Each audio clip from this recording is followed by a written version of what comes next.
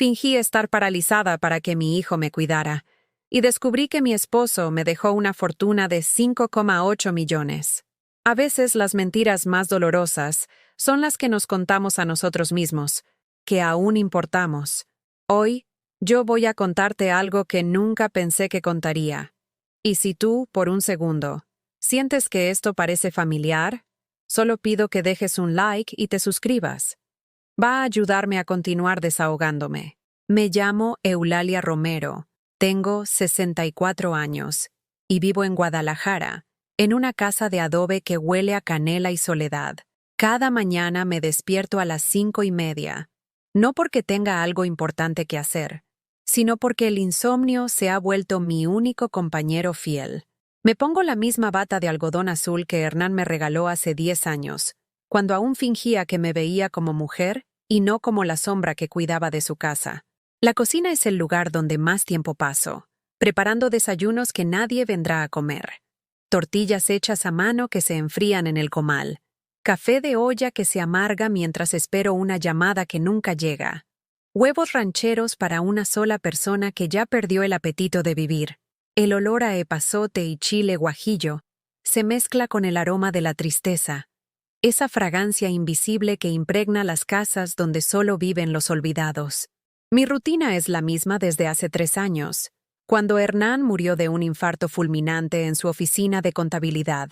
Una rutina de supervivencia emocional que se resume en esperar.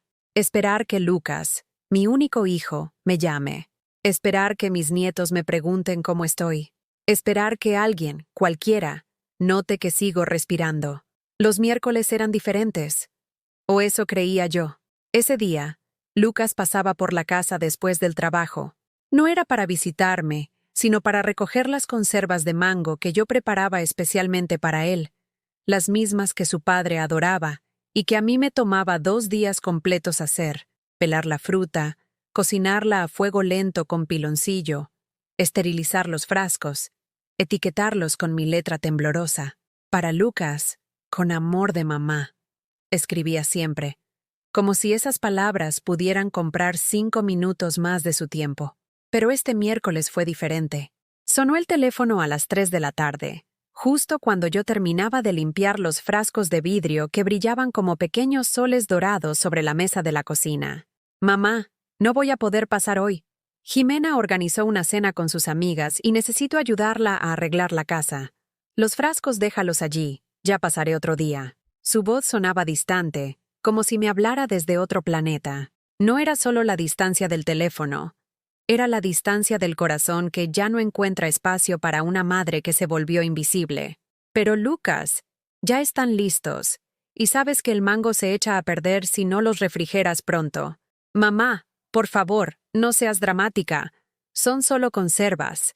El mundo no se va a acabar por unos frascos de mango. El tono. Ese tono que usaba cuando yo era un problema que resolver, una obligación que postergar. El mismo tono que utilizaba su padre cuando yo le pedía que dedicáramos un domingo a arreglar el jardín juntos, o cuando le sugerí que fuéramos a misa de vez en cuando. Colgó sin decir adiós.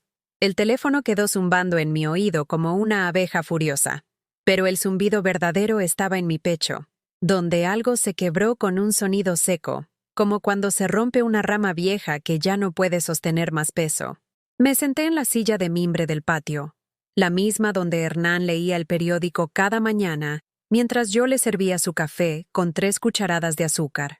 Desde allí podía ver el jardín que alguna vez fue mi orgullo, las bugambilias que trepaban por la pared de ladrillo, las macetas de geranios que cuidaba como si fueran hijos, la pequeña fuente que Hernán instaló para nuestro 20º aniversario de bodas. Todo lucía descuidado ahora. Las plantas crecían sin rumbo, las flores se marchitaban sin que nadie las notara. Igual que yo.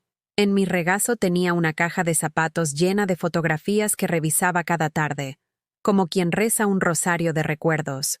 Fotos de Lucas de bebé, gordito y sonriente, con esos cachetes que yo besaba hasta hacerlo reír. Fotos de nuestros paseos dominicales al Parque Agua Azul, cuando él corría entre los árboles y yo lo seguía con una canasta llena de tortas ahogadas y agua de Jamaica. Fotos de sus graduaciones, donde yo aparecía siempre en segundo plano, orgullosa pero nunca protagónica. Y en el fondo de la caja, la fotografía que más dolor me causaba. Lucas a los 15 años, abrazándome después de que le regalé la guitarra que tanto quería. Sus ojos brillaban de felicidad genuina, y su abrazo duró más de 10 segundos. «Eres la mejor mamá del mundo», me había dicho entonces. ¿Cuándo cambió todo? ¿Cuándo se convirtió mi amor en una carga? ¿Cuándo mis llamadas se volvieron interrupciones y mis regalos se convirtieron en objetos que estorban? Esa noche, mientras guardaba los frascos de conserva en el refrigerador, me miré en el reflejo de la puerta del electrodoméstico. Una mujer de cabello gris recogido en un chongo sencillo, con arrugas que contaban historias que nadie quería escuchar, con ojos que habían llorado tanto que ya no sabían producir lágrimas.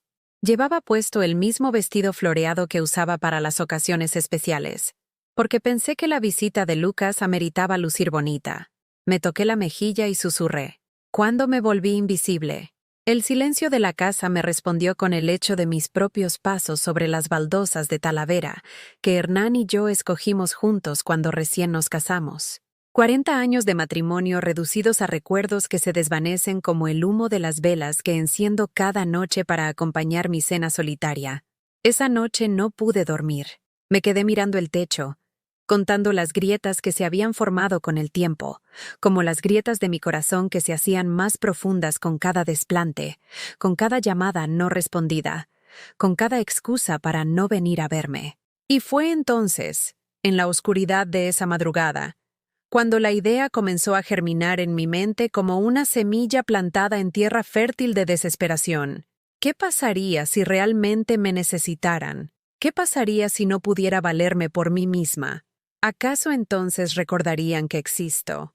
Los recuerdos vinieron como una avalancha implacable.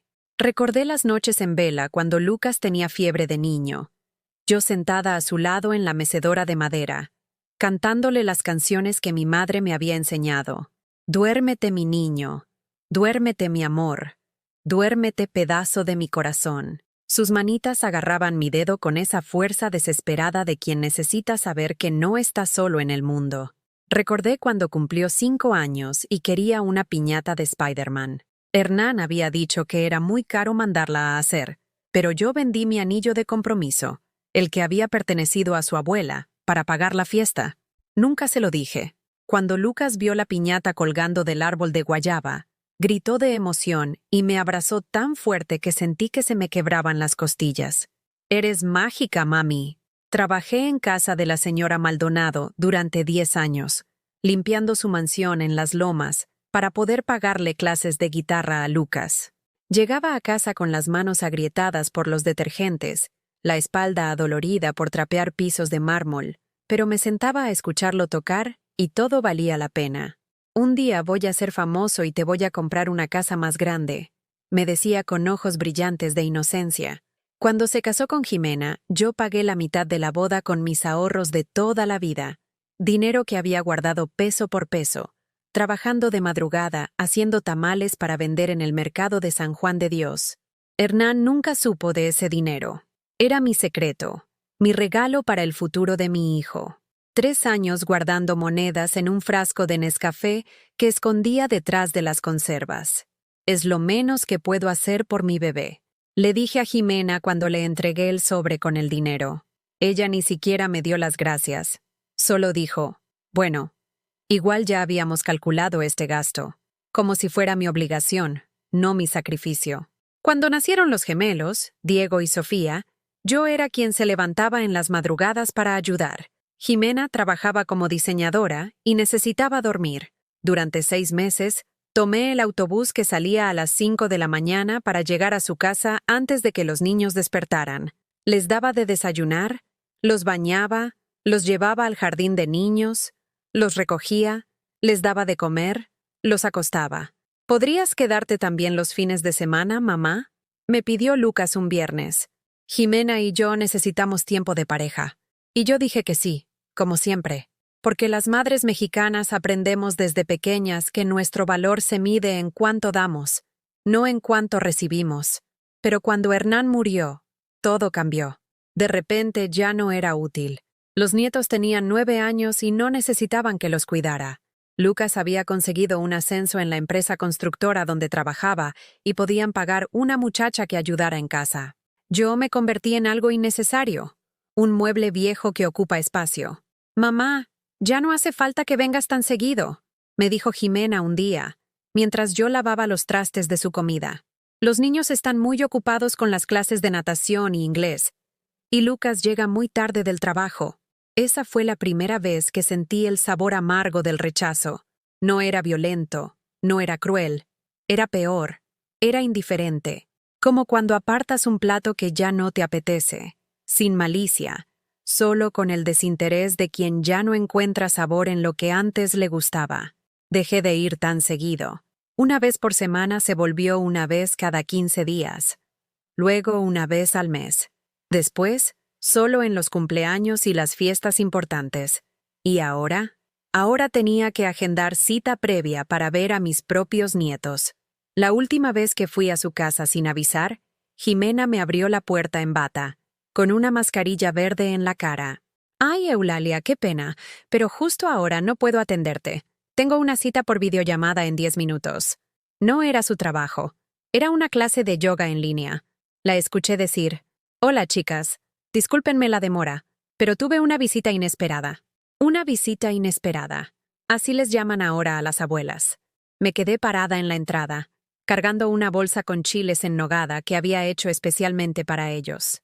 Era septiembre, época de chiles en nogada, y sabía que a Lucas le encantaban. Tardé todo el día en prepararlos. Asar los chiles poblanos, hacer el relleno de picadillo con frutas, batir la nogada hasta que quedara perfecta, desgranar la granada. «¿No los quieres?», le pregunté. «Ay, sí, claro. Déjamelos allí en la cocina. Luego los pruebo». Los dejé sobre la barra de granito negro, junto a un frutero lleno de manzanas importadas que se veían perfectas pero no tenían sabor. Regresé a casa sabiendo que mis chiles en nogada terminarían en el bote de basura, porque Jimena está siempre a dieta, y Lucas ya no come lo que su madre cocina. Esa noche, acostada en mi cama solitaria, me pregunté si alguna vez se habían detenido a pensar cuánto había dado por ellos. Si alguna vez habían sumado las noches sin dormir, el dinero gastado, las lágrimas de felicidad cuando los veía contentos. Si sabían que durante años, mi única razón para levantarme era asegurarme de que ellos tuvieran todo lo que necesitaban. Pero tal vez eso fue mi error. Tal vez di tanto que se acostumbraron a recibir sin agradecer. Tal vez los malcrié de tanto amarlos. Tal vez convertí mi amor en algo tan común, tan cotidiano, que dejó de tener valor. Y ahora, a los 64 años, me encontraba midiendo mi vida en cucharadas de soledad, preguntándome si habría alguna forma de recuperar aunque fuera un poquito de ese amor que había regalado a manos llenas durante décadas. ¿Qué tal si dejara de estar disponible? ¿Qué tal si fuera yo quien los necesitara por una vez? La mañana siguiente amaneció gris, como si hasta el cielo hubiera decidido acompañar mi melancolía. Mientras preparaba mi café de olla con canela, escuché el rumor del camión de la basura recogiendo los desperdicios de la cuadra. Me asomé por la ventana y vi a doña Socorro, mi vecina de enfrente, despidiéndose cariñosamente de su hija, que venía a visitarla cada sábado sin falta. «Cuídate mucho, mija, y dale un beso a los niños de mi parte», le gritaba doña Socorro desde la puerta, agitando su mano arrugada mientras su hija subía al auto. Qué fácil se veía todo desde afuera. Qué natural parecía el amor cuando era correspondido. Regresé a mi cocina y me senté frente a la mesa donde descansaban los frascos de conserva de mango, ahí donde los había dejado ayer como tumbas doradas de mis ilusiones rotas. Los toqué uno por uno, sintiendo su superficie lisa y fría. Todo ese trabajo, todo ese amor convertido en almíbar, para nada. Fue entonces cuando recordé algo que había guardado en el fondo de mi memoria, como se guardan las cartas de amor del pasado. La conversación que tuve con mi comadre Esperanza hace 2 meses, cuando su nuera la dejó cuidando a los nietos durante 3 semanas porque necesitaba un respiro. Fíjate que se me ocurrió hacerme la enferma. Me había contado Esperanza entre risas nerviosas, mientras tomábamos té de manzanilla en mi sala. Nada más me quejé de un dolorcito en el pecho y ¡Zas! Toda la familia corriendo a ver qué me pasaba. Mi hijo hasta se tomó días libres del trabajo para cuidarme. En ese momento, me había parecido una travesura inocente, el capricho de una señora que quería un poco de atención. Pero ahora, con el corazón hecho pedazos y la dignidad por los suelos, esas palabras regresaban a mí como una profecía. ¿Qué pasaría si yo también me enfermara? ¿Qué pasaría si de repente Lucas tuviera que dejar sus cenas elegantes para venir a cuidarme? ¿Acaso entonces recordaría que soy su madre, que le di la vida, que dediqué cada día de mi existencia a asegurarme de que él fuera feliz? La idea comenzó a tomar forma en mi mente como una masa de pan que crece lentamente en la oscuridad. No algo dramático, no algo que los asustara demasiado, solo algo que me convirtiera de nuevo en una prioridad, aunque fuera por un tiempo corto. Me levanté de la silla y caminé hacia el espejo del pasillo, el mismo donde me había visto desaparecer poco a poco durante estos 3 años de abandono. Mi reflejo me devolvió la mirada de una mujer cansada, con el pelo gris despeinado y los ojos hinchados por las lágrimas que había llorado en silencio durante tantas noches.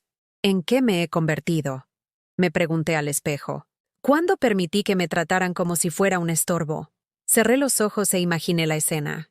Lucas recibiendo una llamada del hospital, corriendo hacia acá con Jimena y los niños, todos preocupados, todos preguntándose cómo habían podido estar tan ocupados como para no notar que yo me estaba sintiendo mal.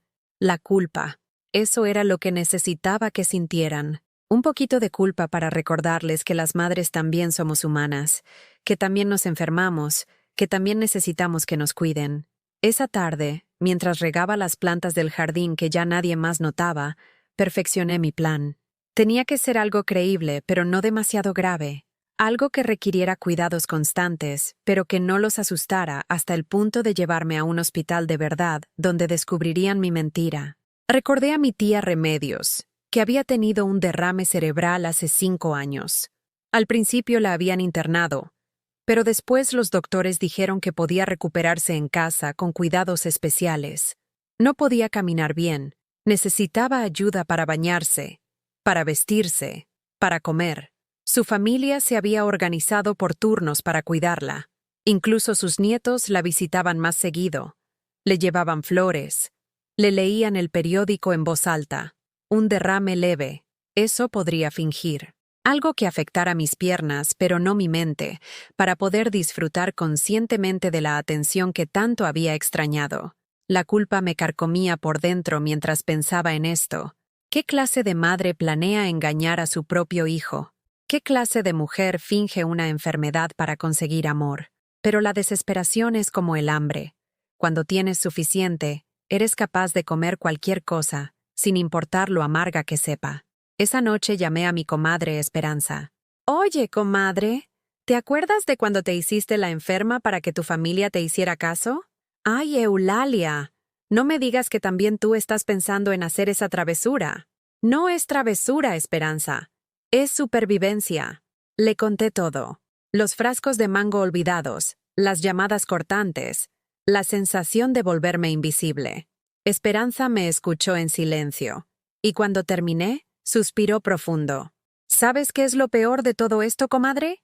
Que a nuestras hijas nunca se nos ocurriría hacer esto, porque nosotras criamos a nuestros hijos para que nos respetaran, pero ellos criaron a los suyos para que los respetaran solo a ellos. Sus palabras me dolieron porque eran verdad. Yo había enseñado a Lucas a ser buen hijo, pero él no había enseñado a sus hijos a ser buenos nietos. Había roto la cadena de respeto que se pasa de generación en generación. ¿Cómo lo vas a hacer?, me preguntó Esperanza. No lo sé aún, pero tiene que ser pronto, antes de que me vuelva completamente invisible. Colgué el teléfono con el corazón acelerado.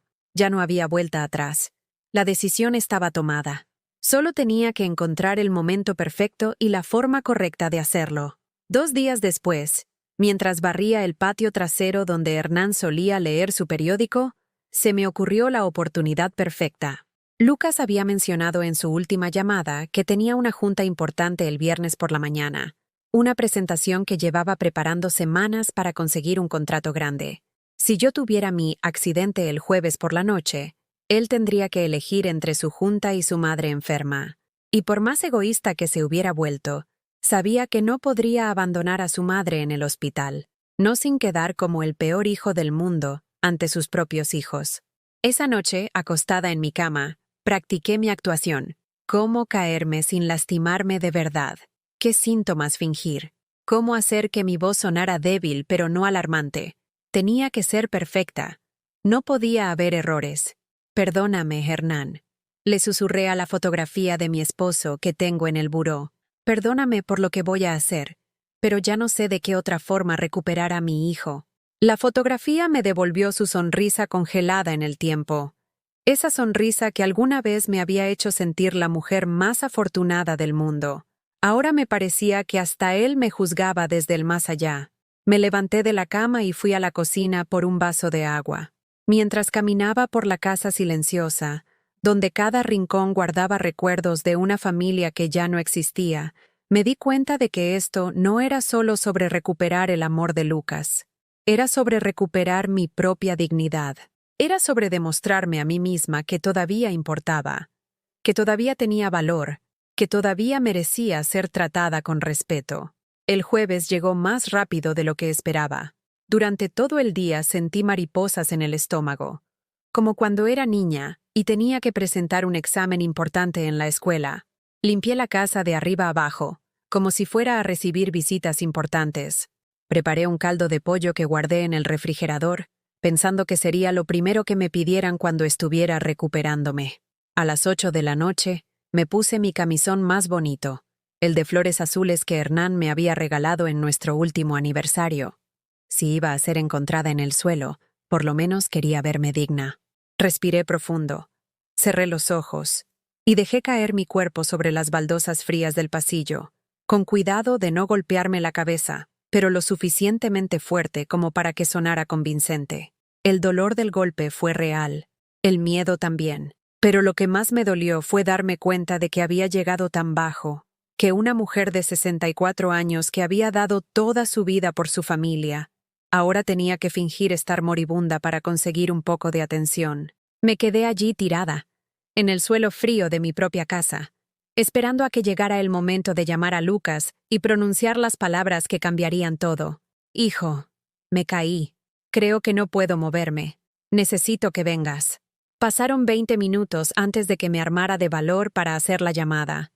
20 minutos en los que practiqué mi voz temblorosa, en los que me convencí de que esto no era solo una mentira, sino una última oportunidad de salvar lo que quedaba de nuestra relación. 20 minutos en los que me repetí que si Lucas realmente me amaba, correría a ayudarme sin pensarlo 2 veces. Con manos temblorosas, marqué su número. Sonó 1 vez, 2 veces, 3 veces. Por un momento temí que no contestara, como tantas otras veces. ¿Bueno? ¿Mamá? ¿Qué pasó? Son casi las 9 de la noche. Su voz sonaba molesta, como si yo hubiera interrumpido algo importante. Pude escuchar de fondo el sonido de la televisión y las risas de Jimena con alguien más. Lucas, hijo, me caí. Mi voz salió más quebrada de lo que había practicado, porque el dolor que sentía era real. No puedo moverme de la cintura para abajo. Estoy en el suelo del pasillo. El silencio que siguió duró una eternidad. Escuché cómo bajaba el volumen de la televisión. ¿Cómo que no puedes moverte? ¿Te duele algo? ¿Estás sangrando? No sangro, pero... Lucas, tengo miedo. Siento las piernas como si fueran de algodón. No sé qué me pasó. Está bien. No te muevas. Voy para allá ahorita mismo. ¿Puedes alcanzar una almohada o algo para ponerte cómoda? Por primera vez en años, había preocupación genuina en su voz. No era el tono aburrido con el que normalmente me hablaba. Era el tono de un hijo asustado por su madre. Sí, creo que sí. Mentí. No quería moverme demasiado y arruinar mi actuación. No cuelgues, mamá. Voy en el carro, pero no cuelgues. Háblame, ¿sí? Mientras Lucas manejaba hacia mi casa, me habló como no lo había hecho en años. Me preguntó qué había cenado, si había tomado mis pastillas para la presión, si había tenido algún síntoma extraño durante el día. Su voz sonaba como cuando era niño y tenía pesadillas, cuando me necesitaba de verdad. Ya llegué, mamá. Voy entrando. Escuché sus pasos apresurados por la entrada. luego su voz gritando mi nombre por toda la casa hasta que me encontró tirada en el pasillo. ¡Mamá! ¡Dios mío! Se arrodilló a mi lado, y por primera vez en no sé cuánto tiempo, sentí sus manos tocándome con ternura. Me acarició la frente, me revisó los ojos con la linterna de su celular, intentó levantarme las piernas con cuidado. ¿Sientes esto?, me preguntaba mientras me tocaba los pies. Muy poquito, susurré, aunque sentía perfectamente sus dedos. Vamos al hospital ahorita mismo. No, hijo, no quiero ir al hospital. Por favor, ya sabes cómo son. Me van a tener allí horas y horas para al final decirme que no tengo nada. Mamá, esto es serio. Si no sientes las piernas, solo ayúdame a llegar a mi cama. Mañana vamos al doctor, ¿sí? Pero hoy quédate conmigo, por favor. Vi algo en sus ojos que no había visto desde que era niño. Miedo real de perderme. Está bien, dijo finalmente. Pero si no mejoras para mañana, nos vamos directo al hospital. Me cargó hasta mi recámara con una delicadeza que había olvidado que poseía. Por un momento, mientras sus brazos me sostenían, me sentí como cuando él era pequeño, y yo lo cargaba cuando se lastimaba jugando en el parque. Una vez en la cama, Lucas se sentó en la silla que había junto a mi tocador y llamó a Jimena. Amor, mi mamá se cayó y no puede mover las piernas. No sabemos qué pasó. Sí, me voy a quedar aquí esta noche. ¿Mañana? No sé. Depende de cómo amanezca. Pude escuchar la voz aguda de Jimena del otro lado, aunque no entendía qué decía. Pero por el tono de Lucas, parecía que ella no estaba muy contenta con que él se quedara. Jimena, es mi mamá. Está enferma. No la puedo dejar sola. Sí, ya sé que mañana tengo la junta. Pero esto es más importante. Está bien. Hablamos mañana. Colgó con un suspiro y se volvió hacia mí. ¿Necesitas algo, mamá? ¿Agua? ¿Alguna pastilla? Solo que te quedes aquí, le dije. Y por primera vez en mucho tiempo, no era una mentira. Esa noche, Lucas durmió en el sillón de mi recámara. Cada vez que yo hacía el menor ruido, él se despertaba para preguntarme si estaba bien. Me trajo té de manzanilla, me ajustó las almohadas, incluso me cantó bajito una canción que yo le cantaba cuando era niño. Duérmete, mi niño, duérmete, mi amor, duérmete, pedazo de mi corazón. Pero ahora era él quien me la cantaba a mí, con su voz grave y cansada. Y por un momento, solo por un momento, sentí que había recuperado a mi hijo. A la mañana siguiente, cuando intenté levantarme y fingí que mis piernas no respondían, Lucas entró en pánico total. ¡Se está empeorando! ¡Nos vamos al hospital ahora mismo! Espérate, hijo. Mejor llama al doctor Mendoza. Él me conoce desde hace años. Que venga a verme aquí. El doctor Mendoza había sido nuestro médico familiar durante décadas. Era un hombre mayor, de esos doctores antiguos que aún hacían visitas a domicilio para pacientes conocidos. Sabía que él podría recomendar reposo en casa si los síntomas no eran alarmantes.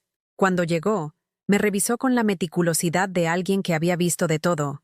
Yo fingí los síntomas que había estudiado: entumecimiento en las piernas, mareo leve, un poco de confusión.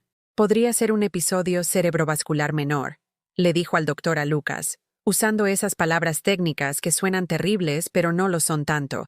A su edad, es común que se presenten estos episodios. Lo importante es el reposo absoluto y observación constante.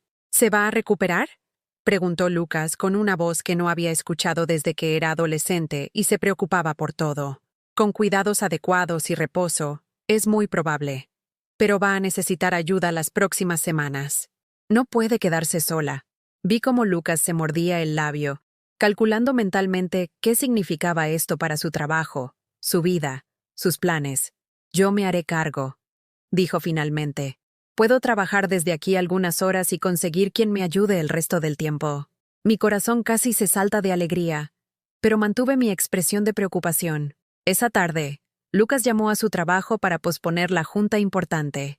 Escuché cómo le explicaba a su jefe que su madre había tenido un problema de salud y que necesitaba estar con ella. Sí, licenciado. Entiendo que es importante, pero es mi mamá. Sí, podemos hacerla la próxima semana. Muchas gracias por entender. Cuando colgó, se veía estresado pero determinado. ¿Sabes qué, mamá? Hace mucho que no pasaba tanto tiempo contigo. A lo mejor esto que pasó, a lo mejor es una oportunidad para estar más cerca.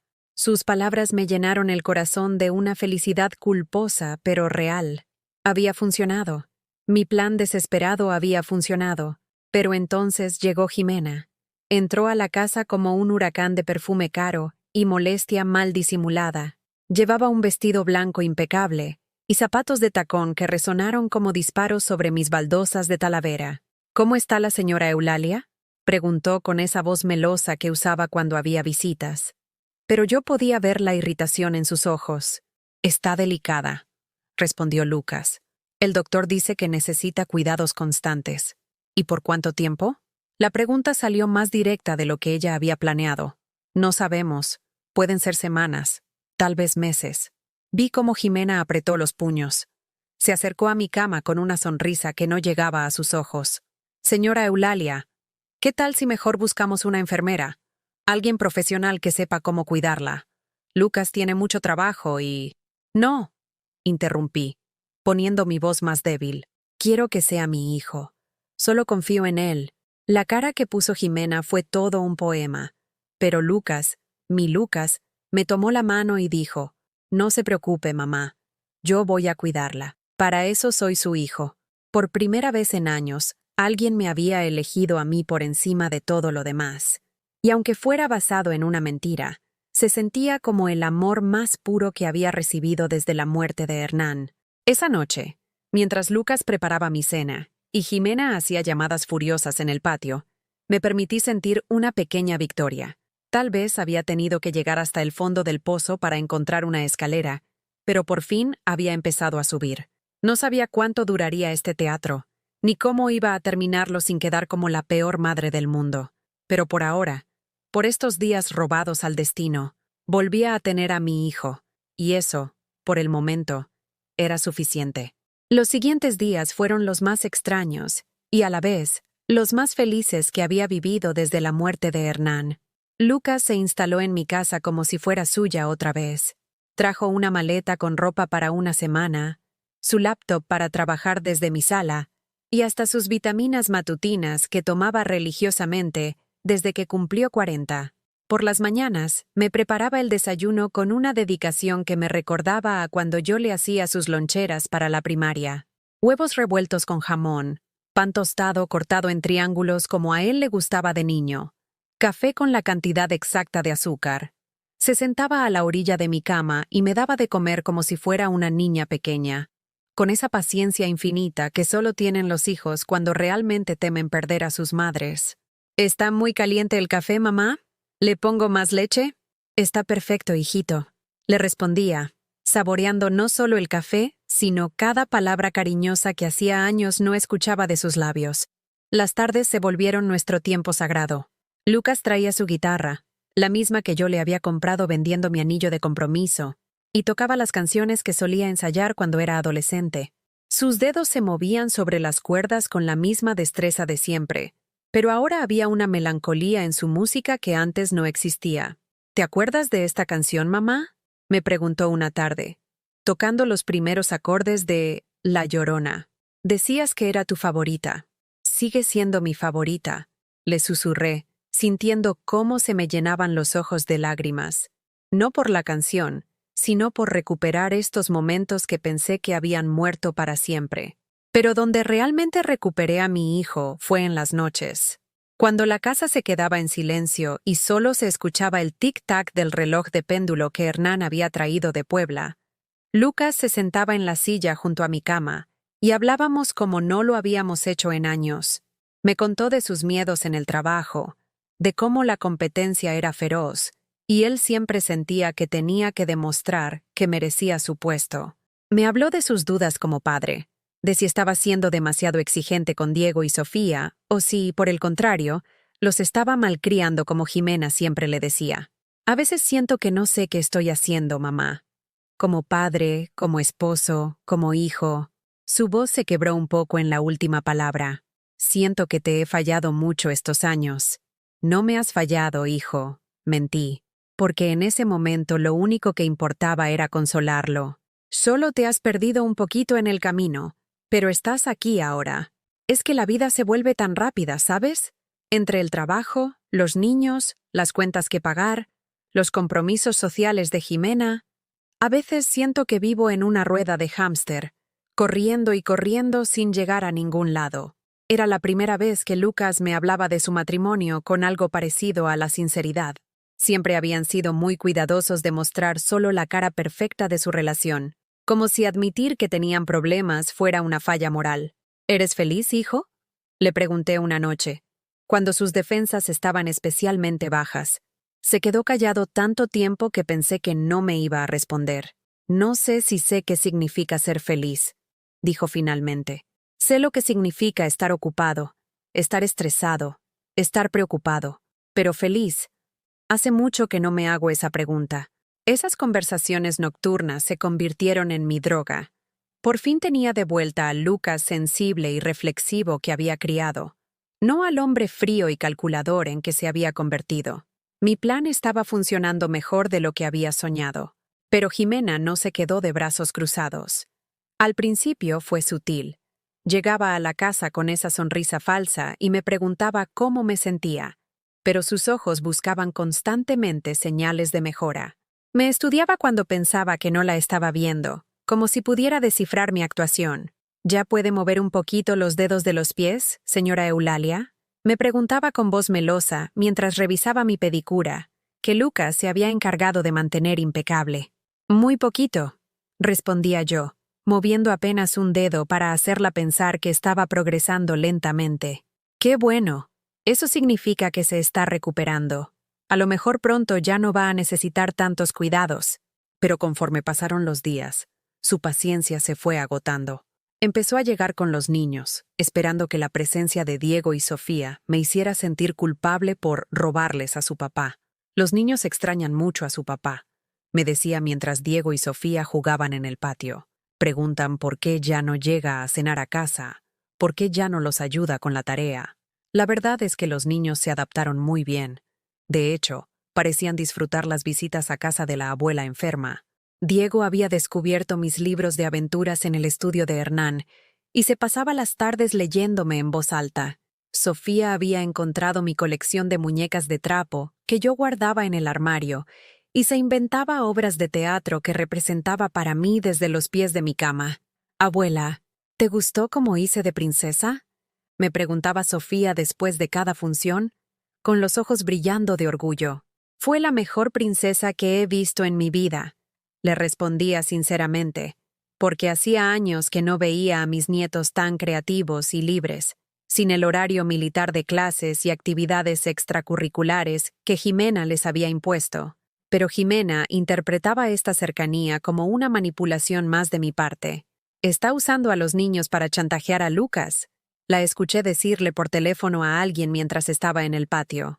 «Se está aprovechando de que él es muy noble y no puede abandonar a una madre enferma». Una tarde, cuando Lucas había ido a la farmacia por mis medicamentos falsos, Jimena entró a mi recámara con una determinación que no le había visto antes. «Señora Eulalia, necesitamos hablar», me dijo, cerrando la puerta tras de sí.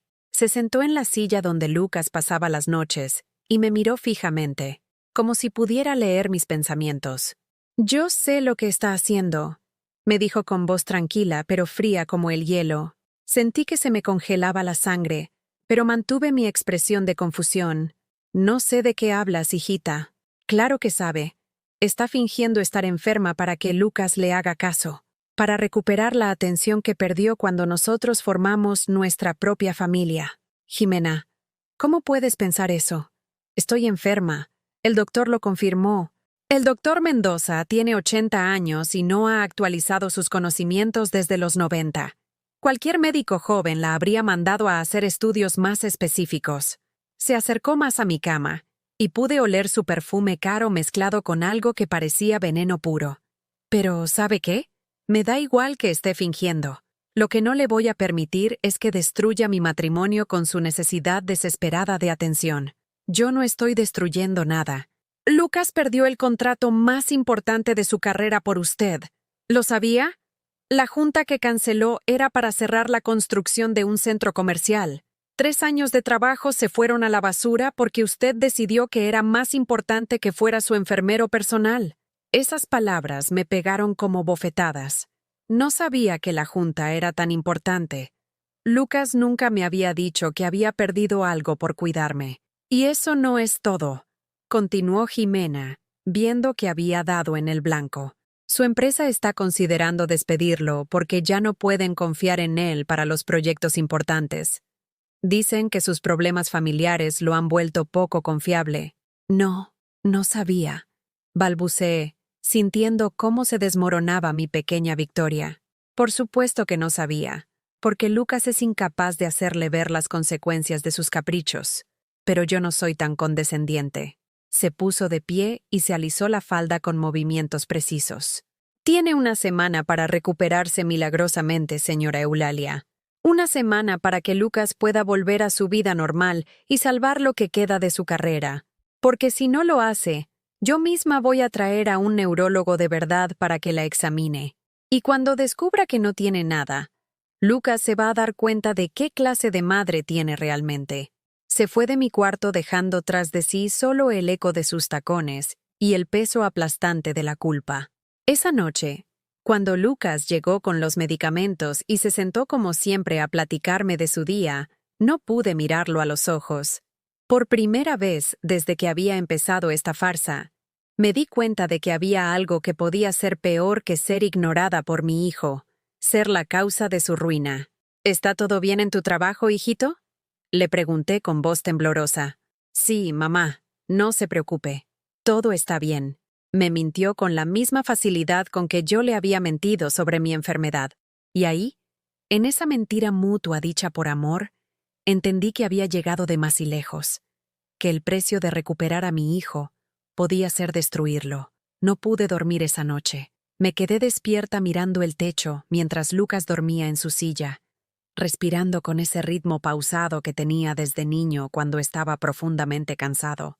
Cada vez que lo veía moverse, me daba cuenta de las ojeras que se le habían formado, de cómo había adelgazado en estas semanas de cuidarme, de la forma en que sus hombros se mantenían tensos incluso cuando dormía. ¿Qué había hecho? ¿En qué me había convertido? Los días siguientes fueron una tortura silenciosa. Cada gesto de amor de Lucas se sentía como un cuchillo en el pecho. Cuando me preparaba el desayuno cantando bajito, cuando me acomodaba las almohadas con esa ternura infinita, cuando me contaba anécdotas de su infancia para hacerme reír, yo solo podía pensar en las palabras de Jimena. Perdió el contrato más importante de su carrera por usted. El miércoles por la mañana, mientras Lucas estaba en una videoconferencia desde la sala, lo escuché disculparse con alguien. Sí, licenciado. Entiendo que la empresa esté preocupada por la situación. No, mi madre aún no puede quedarse sola. Sí, claro que entiendo que el proyecto del Plaza Mayor era importante. Hizo una pausa larga, y pude escuchar el tono regañón de la voz al otro lado del teléfono. Le aseguro que esto no va a afectar mi desempeño laboral. Sí, señor. Estoy completamente comprometido con la empresa. No tengo una fecha específica, pero estoy buscando alternativas. Cuando colgó, lo escuché suspirar profundo y caminar hacia la cocina. Desde mi cama podía verlo a través de la puerta entreabierta, parado frente al fregadero, con las manos apoyadas en el borde y la cabeza gacha. Sus hombros temblaban ligeramente. Mi hijo estaba llorando, por mi culpa. Esa tarde, cuando llegó Jimena con los niños, noté algo diferente en su actitud. Ya no había ni siquiera la pretensión de cortesía. Entró directamente a mi cuarto mientras Diego y Sofía jugaban con Lucas en el patio. «Quedan 3 días», me dijo sin preámbulos, revisando su reloj de pulsera como si fuera una bomba de tiempo. 3 días para que su hijo no pierda completamente su trabajo. Jimena, por favor. ¿Por favor qué? ¿Por favor deje que destruya a mi familia? Por favor permita que mis hijos vean a su padre convertirse en un fracasado porque su abuela es una manipuladora. Sus palabras eran como látigos, pero lo peor era que tenía razón. Anoche Lucas no pudo dormir. Continuó, acercándose más a mi cama. Se quedó despierto hasta las 5 de la mañana buscando trabajos en Internet. Trabajos que pagan la mitad de lo que gana ahora, porque ya nadie va a confiar en alguien que abandona proyectos importantes por problemas familiares. Se sentó en el borde de mi cama, invadiendo mi espacio personal con una familiaridad que se sentía amenazante. ¿Sabe cuánto pagamos de colegiatura de los niños cada mes? ¿Sabe cuánto es la hipoteca de la casa? ¿Tiene idea de lo que cuesta mantener el nivel de vida que hemos construido durante años? No, no lo sabía. Nunca me habían incluido en esas conversaciones financieras. Para mí, Lucas siempre había sido próspero, exitoso, estable. 35,000 pesos al mes solo de colegiaturas. 42,000 de hipoteca. Sin contar gasolina, comida, servicios, las clases de natación de los niños, mi gimnasio, los seguros. Cada cifra era como una bofetada. Si Lucas pierde este trabajo, vamos a tener que cambiar a los niños de escuela, vender la casa, empezar de cero. Yo no sabía, murmuré, sintiéndome más pequeña con cada palabra. Por supuesto que no sabía, porque usted solo piensa en usted, en sus necesidades, en su soledad, en su deseo de atención, pero nunca se ha preguntado qué costo tiene para los demás satisfacer sus caprichos. Se puso de pie y se dirigió hacia la ventana, mirando hacia el patio donde Lucas le enseñaba a Diego cómo tocar algunos acordes en la guitarra. ¿Ve eso? A mí también me encantaría que Lucas fuera así de paciente y cariñoso en casa, que les dedicara esa atención a sus propios hijos en lugar de estar aquí jugando a ser el hijo perfecto con una madre que está fingiendo una enfermedad. No estoy fingiendo. Basta. Su voz salió más alta de lo que había planeado. Se tapó la boca inmediatamente y miró hacia el patio para asegurarse de que Lucas no hubiera escuchado. Basta, repitió en voz baja, pero con una intensidad que me heló la sangre. Deje de mentirme. Deje de mentirse a sí misma. Y sobre todo, deje de mentirle a Lucas. Se acercó nuevamente a mi cama y se inclinó hasta que su cara quedó a unos centímetros de la mía. Si no termina con esta farsa en los próximos 3 días, yo voy a terminarla por usted. Y créame, señora Eulalia, cuando Lucas se entere de que ha estado fingiendo todo este tiempo, cuando se dé cuenta de que ha sacrificado su carrera por una mentira, no va a volver a dirigirle la palabra en la vida. Sus ojos brillaban con una mezcla de furia y determinación que nunca le había visto. Y los niños tampoco, porque yo me voy a encargar de que sepan exactamente qué clase de abuela tienen, una que es capaz de destruir a su propia familia con tal de conseguir atención. Se enderezó y se alisó la blusa, recuperando esa compostura elegante que la caracterizaba. 3 días, señora Eulalia. Use ese tiempo para decidir si quiere terminar esto con algo de dignidad o si prefiere que yo la desenmascare delante de todos.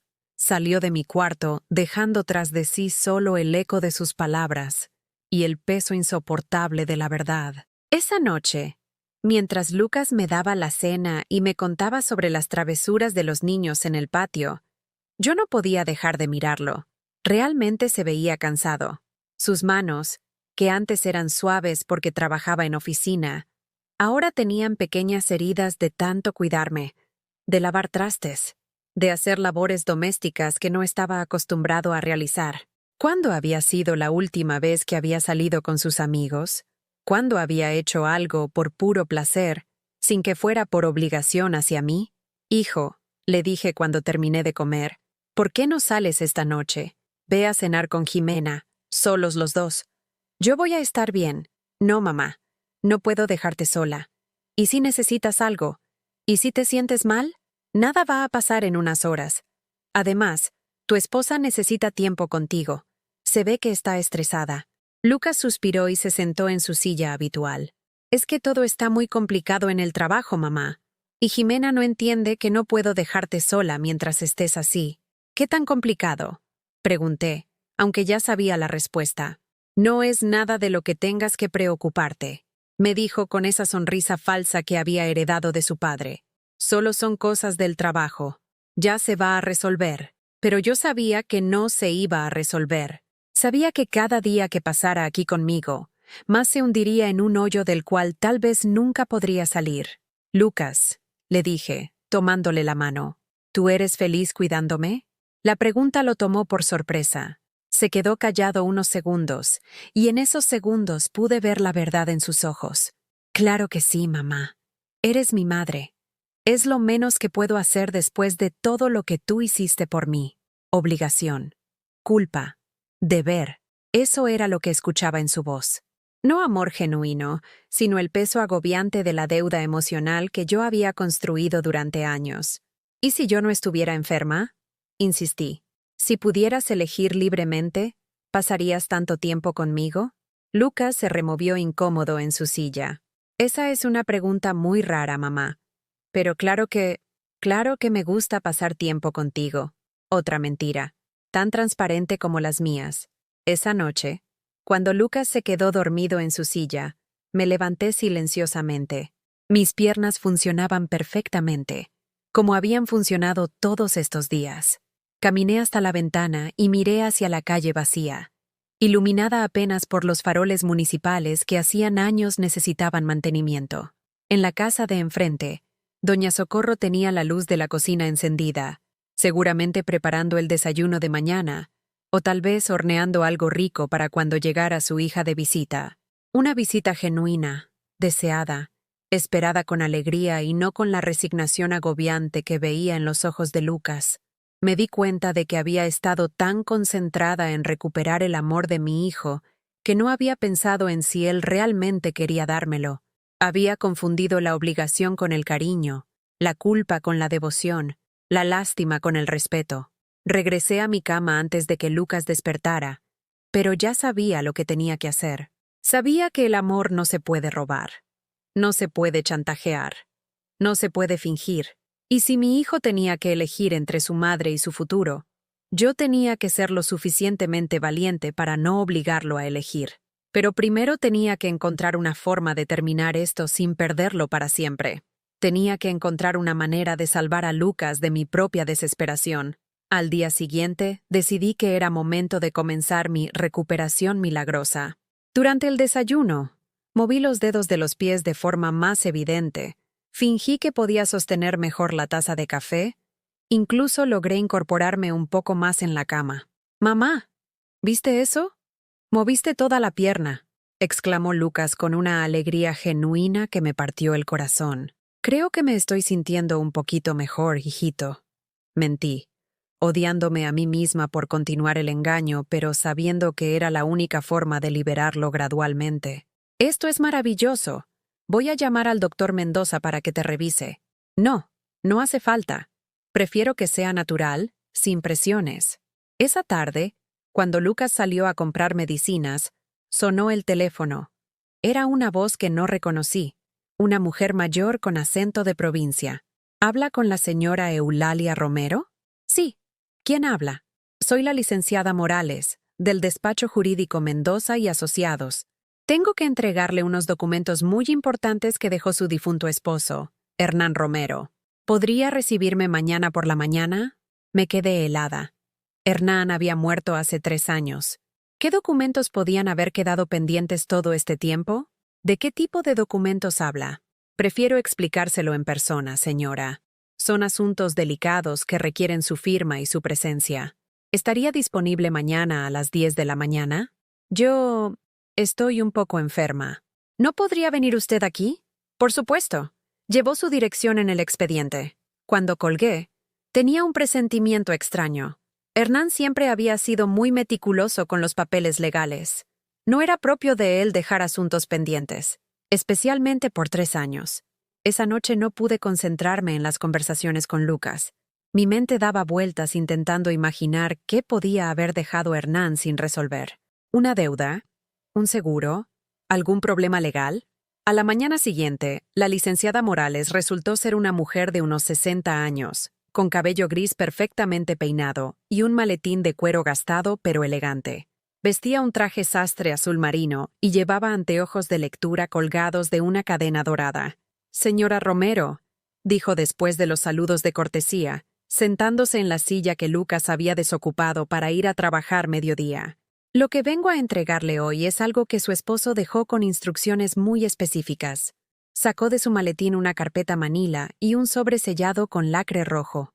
«El señor Hernán me pidió que le entregara esto solo bajo una condición muy particular», continuó, ajustándose los anteojos. Solo si alguna vez yo percibiera que usted se encontraba completamente sola, sin el apoyo de su familia. Las palabras me golpearon como un rayo. ¿Hernán había previsto que esto podía pasar? ¿Había sabido que Lucas podría abandonarme? No entiendo. Su esposo vino a verme 2 meses antes de morir, explicó la licenciada, abriendo la carpeta. Me dijo textualmente, si alguna vez mi Eulalia se encuentra sola, si mi hijo no la cuida como debe, si nadie la valora como se merece, quiero que le entregue esto que he estado guardando para ella. Extendió el sobre hacia mí con manos temblorosas. ¿Cómo supo que yo estaba sola?, pregunté. He estado monitoreando su situación discretamente durante estos 3 años, señora. Su esposo me pagó para hacerlo. Cuando me enteré de que había tenido un accidente y que finalmente su hijo estaba cuidándola, pensé que ya no sería necesario entregar esto. Pero ayer recibí una llamada. ¿Una llamada de quién? De la señora Jimena, su nuera. Me contó ciertas circunstancias y me pidió que viniera a verla urgentemente. Sentí cómo se me erizaba la piel. Jimena había llamado a una abogada que yo ni siquiera sabía que existía. ¿Qué le dijo exactamente? La licenciada se aclaró la garganta, obviamente incómoda. Me dijo que usted estaba fingiendo una enfermedad para manipular a su hijo, que había destruido la carrera de él con mentiras, y que si yo no intervenía, ella iba a denunciarla públicamente por fraude médico. El mundo se me vino abajo. Jimena no solo sabía la verdad, sino que había encontrado la forma de arruinarme completamente. Había investigado mi pasado hasta encontrar conexiones que yo ni siquiera recordaba. Pero, ¿sabe qué me extrañó, señora Romero?, continuó la abogada. Que una nuera se tomara tantas molestias para investigar la vida de su suegra. Eso me hizo sospechar que tal vez las motivaciones de la señora Jimena no eran tan altruistas como quería hacerme creer. Abrí el sobre con manos temblorosas. Dentro había una carta escrita con la letra familiar de Hernán y varios documentos que no entendía. Mi Eulalia querida, comenzaba la carta. Si estás leyendo esto, es porque algo salió mal con nuestro plan para tu futuro.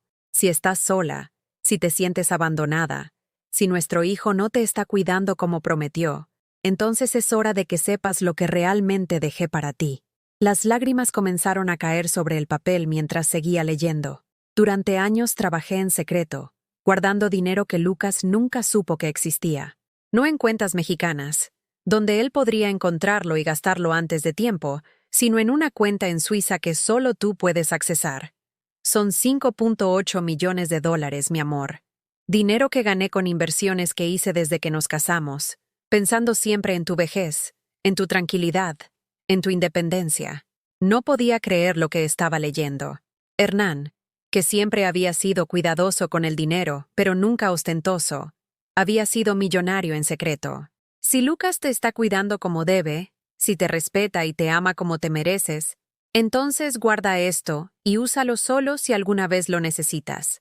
Pero si él te ha abandonado, si te trata como si fueras una carga, entonces usa este dinero para comenzar una nueva vida donde seas valorada y respetada.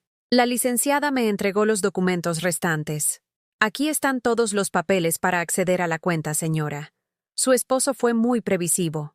También dejó instrucciones para que, si usted decide usar este dinero, yo le ayude con todos los trámites legales necesarios.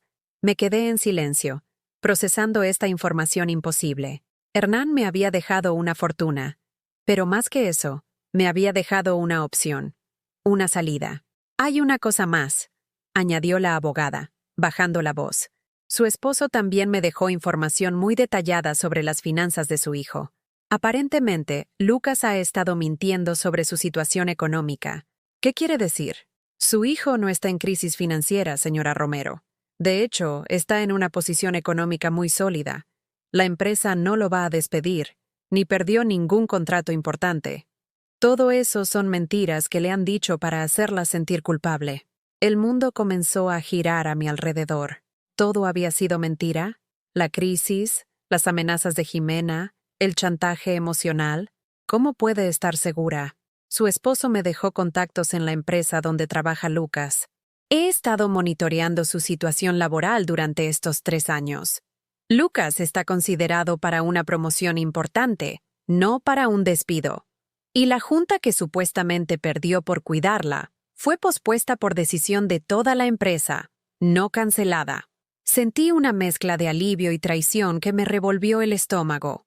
Lucas no había perdido nada por cuidarme, pero había permitido que yo creyera que sí. Había permitido que me sintiera culpable por arruinar su vida.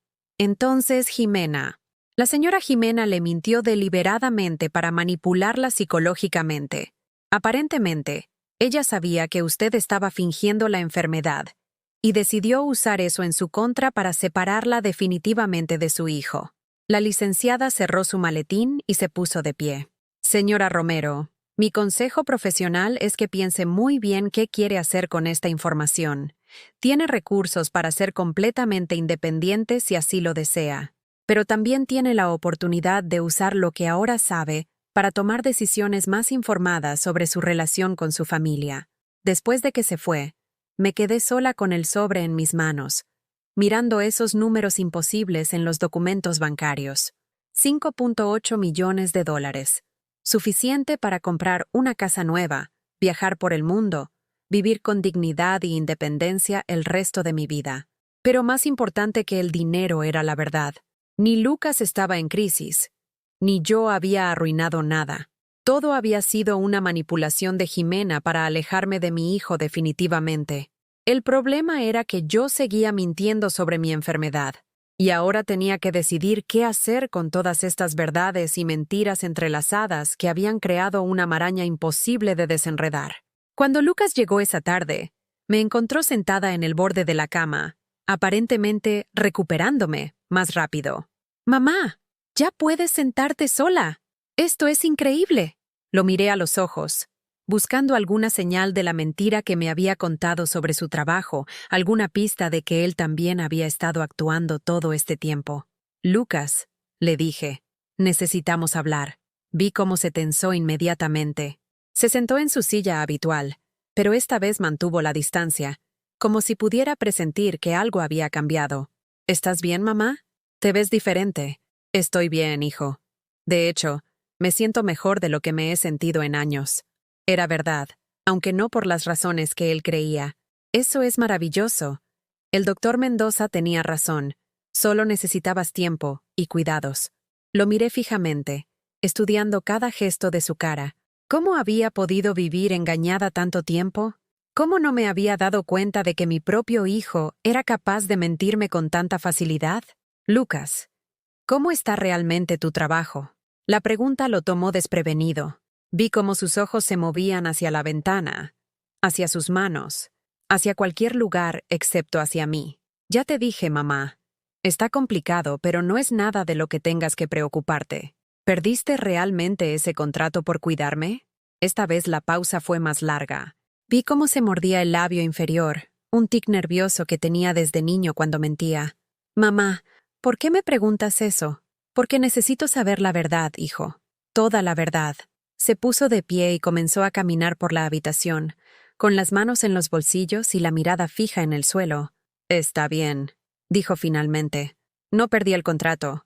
Se pospuso, nada más. Pero eso no significa que no hubiera consecuencias por faltar tanto al trabajo». «¿Qué consecuencias, Lucas?». «Pues...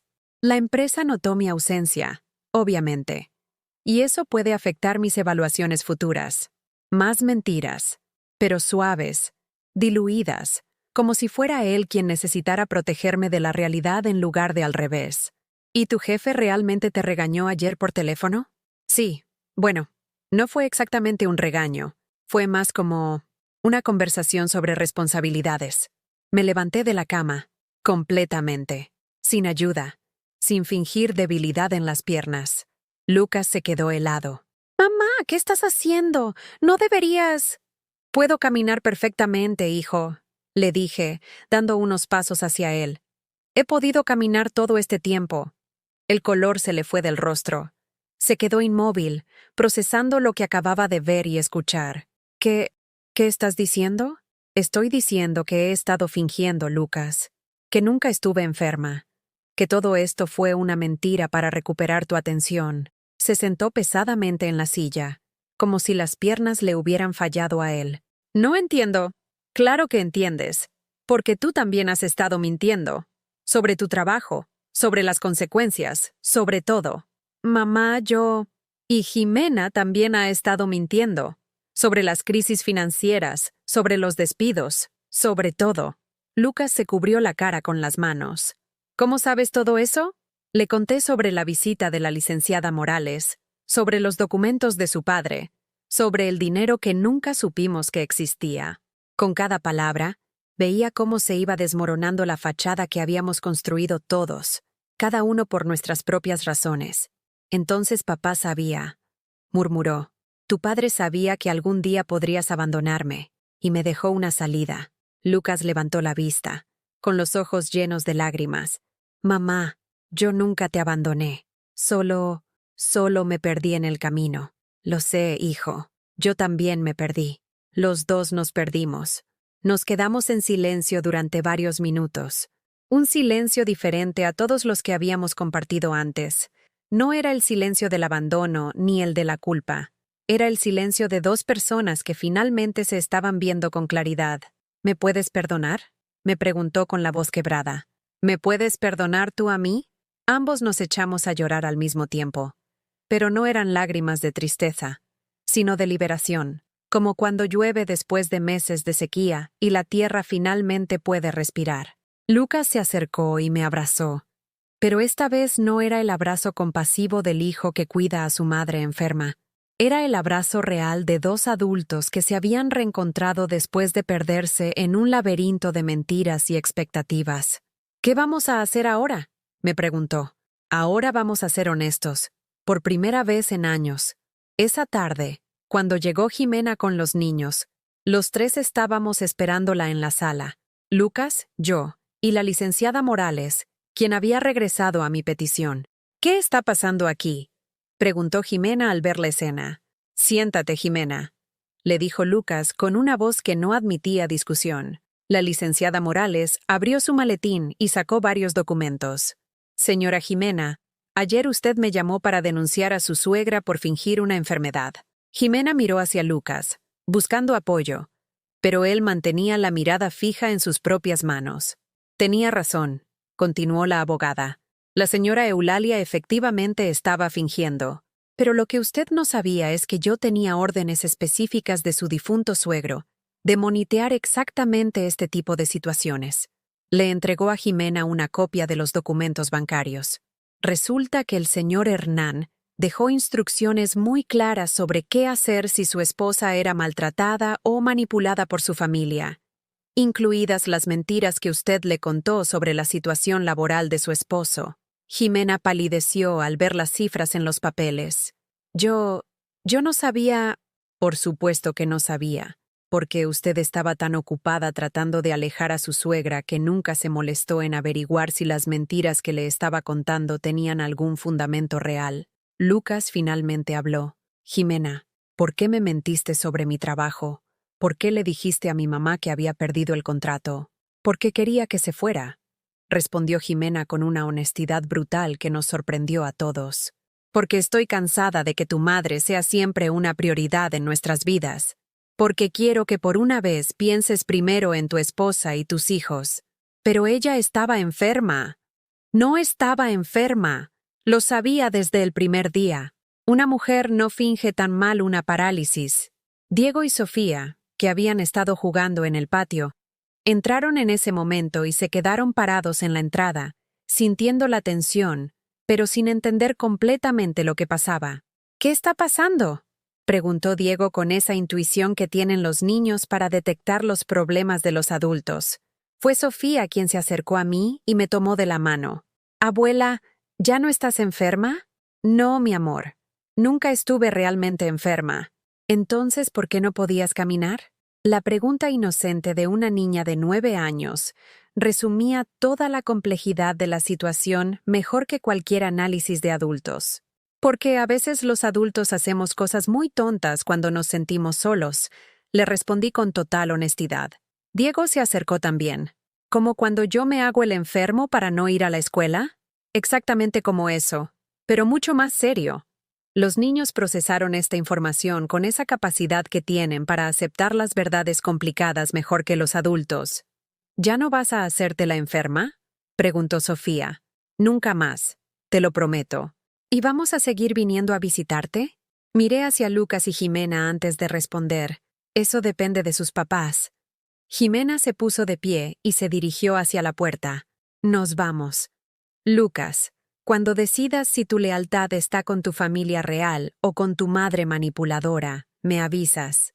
Jimena, espera. La detuvo Lucas. Todos hemos mentido aquí. Todos hemos manipulado. Mi mamá fingió estar enferma. Tú mentiste sobre mi trabajo. Yo mentí sobre las consecuencias. ¿No crees que ya es hora de que dejemos de buscar culpables y empecemos a buscar soluciones? Jimena se detuvo en el umbral de la puerta, pero no se dio la vuelta. La solución es muy simple, Lucas.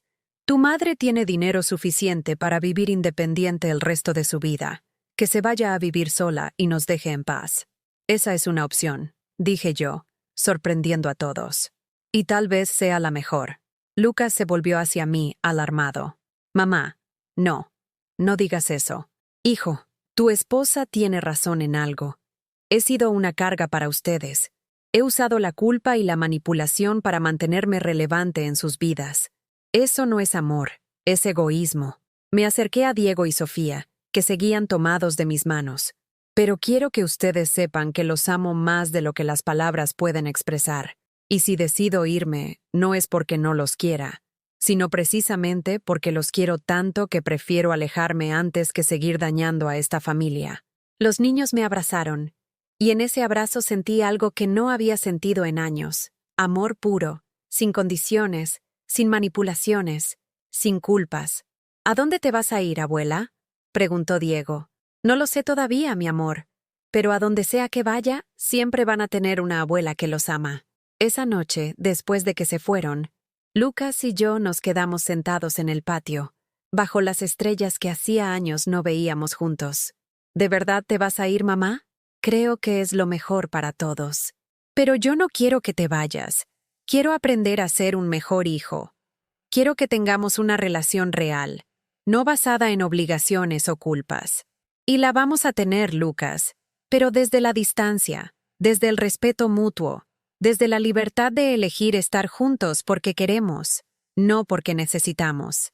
6 meses después, estaba sentada en la terraza de mi nueva casa en Puerto Vallarta, viendo el atardecer sobre el Pacífico. Una casa pequeña pero hermosa, con jardín lleno de flores y vista al mar.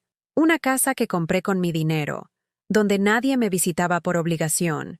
Lucas me llamaba cada domingo, no porque tuviera que hacerlo, sino porque genuinamente quería saber de mí. Jimena y yo nunca nos hicimos amigas, pero aprendimos a respetarnos desde la distancia. Los niños venían a visitarme en vacaciones, y esas visitas eran puras, llenas de risas y aventuras en la playa. Había aprendido a vivir sola sin sentirme sola. Había aprendido que el amor no se mendiga, se ofrece libremente. Había aprendido que a veces, soltar es la forma más profunda de amar. Y por primera vez en mi vida, a los 65 años, era completamente libre de ser quien realmente era. Eulalia Romero, una mujer que había elegido su propia felicidad por encima de la aprobación de otros. ¿Alguna vez has tenido que alejarte de alguien que amas para poder amarlo de verdad? Cuéntame en los comentarios si has vivido algo parecido. Y si esta historia te llegó al corazón, déjame tu like y suscríbete al canal para que este mensaje llegue a alguien más que necesite escucharlo.